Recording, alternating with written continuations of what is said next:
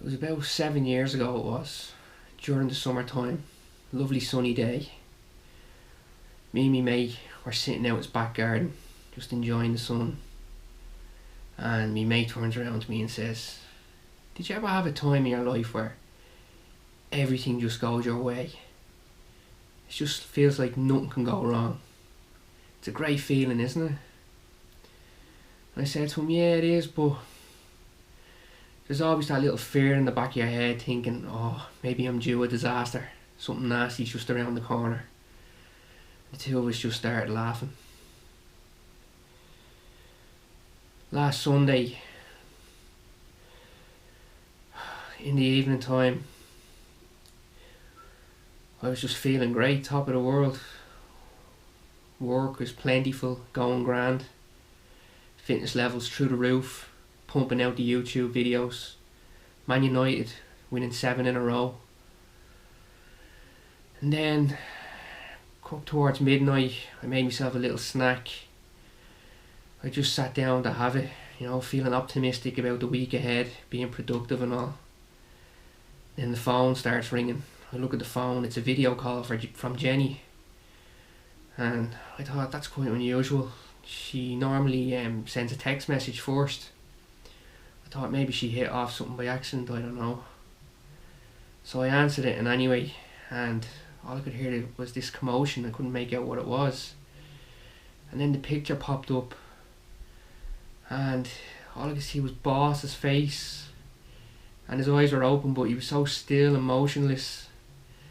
And the camera came back a bit further, I could make out he was in a pool of blood. And the noise was Jenny just breaking down like a mad woman. She could hardly breathe or anything. She was like just completely distraught. And she just kept saying, "I'm sorry, I'm sorry, I'm sorry."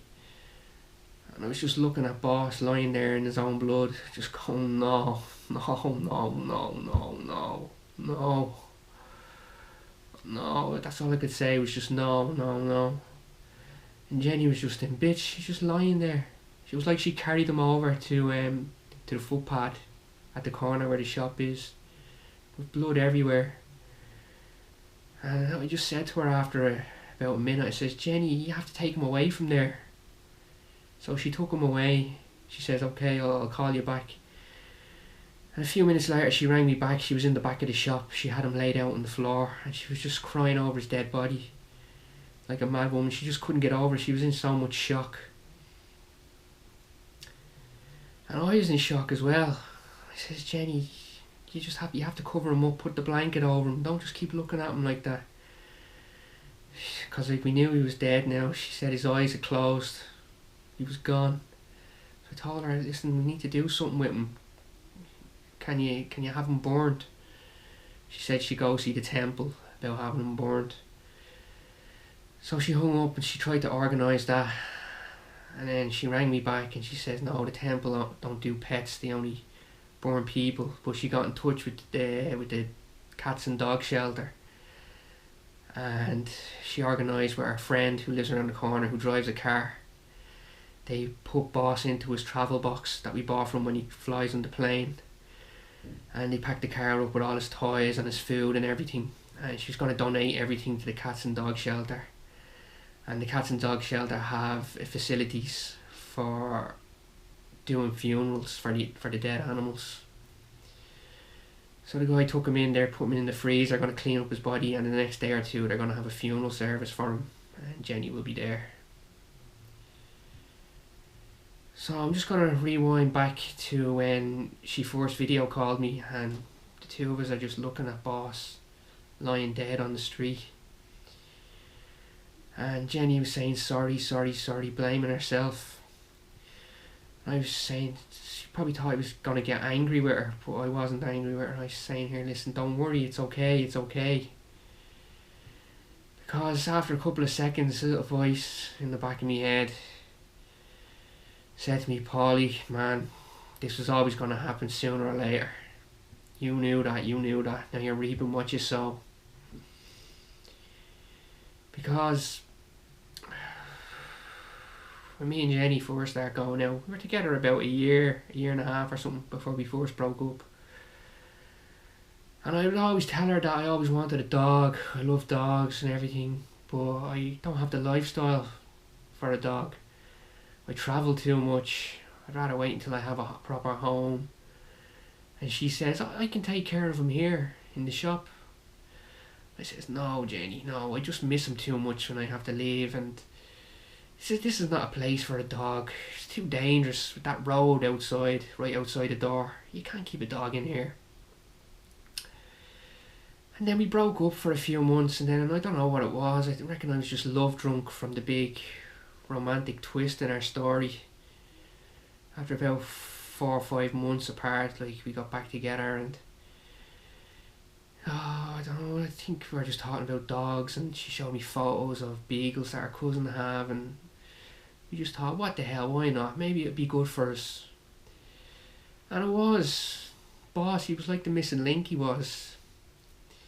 He brought out the best in us, and we were like a proper little family, a unit. And he was ideal for Jenny. You know, when I'd go off, he was perfect company for her. And when I'd be coming up near to when I was returning to Thailand, I'd be double excited. I couldn't wait to see Jenny, and then I couldn't wait to see Boss as well. And then when we'd be just on the beach, travelling around, going to see the family, just me, Jenny and Boss, just seeing him run around the beach, loving life, just a smile on his face when he'd be playing with another dog and having a good sniff around. It just got so much pleasure out of it. It was like being on cloud nine. It was. I just thought, does it get any better than this? Was it? And then 15 months. He was only 15 months. We still should have had years left in him. We had him since he was 6 weeks, and he was really only starting to come out of the puppy phase. He was growing into be this lovely little companion. He'd follow me everywhere, and just the shape of his body and all, he was just becoming a beautiful little beagle, he was. And just the lifestyle that he brought to us, like, you know, waking up early in the morning, I just felt like, you know, I became a much better version of myself, and Jenny was so happy with him, and our relationship was so much stronger. It was this bond that he gave us. We just have this special connection, and we realised, like, we were meant for each other. Like, we wanted to stay with each other forever, make a solid commitment. But now we're going to be on our own again, just the two of us. But we're very determined to just continue from where we left off, how we were with Boss, learn from what he brought into our lives. It won't be the same. It will be very empty now around the shop. You know, it'll be just the two of us in the bed. You won't have him snuggling up to us as well, and licking the face off me first thing in the morning to bring him out.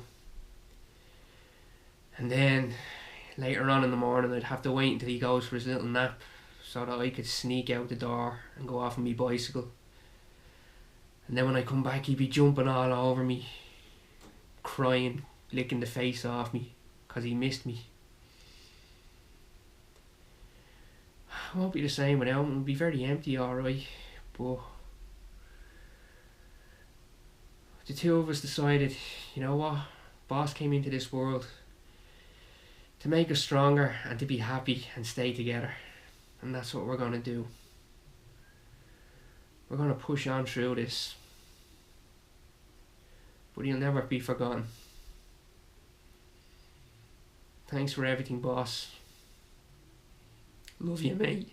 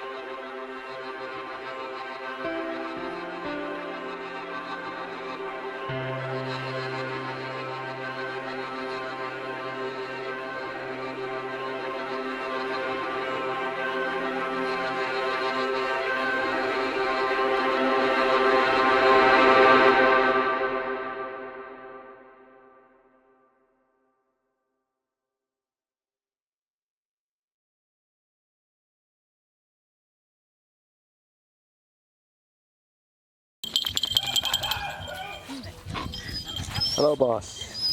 Hello. What? You miss me?